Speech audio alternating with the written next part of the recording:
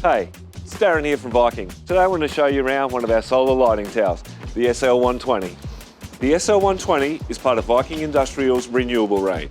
It's a solar-powered lighting tower mounted to a compact skid base. The unit has two 400-watt weatherproof solar panels that feed power into the two 250 amp-hour heavy-duty batteries. All of that powers the 120-watt LED floodlight, which produces just over 14,000 lumens of efficient light, and on a full charge is capable of a 40-hour runtime. The LED floodlight sits on top of a 7-metre mast that can withstand winds of up to 80 kilometres per hour. It has a built-in daylight sensor giving you the option to set and forget or turn it on whenever you need it.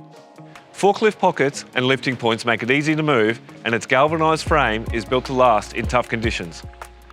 With its compact design, these lights are perfect as street lighting for car parks and roads or lighting up event grounds and construction sites. The SL120 provides reliable, silent operation without the need for fuel. If you want to see our full range of renewable equipment, including mobile lighting towers, solar generators and more, head to vikingindustrial.com.au.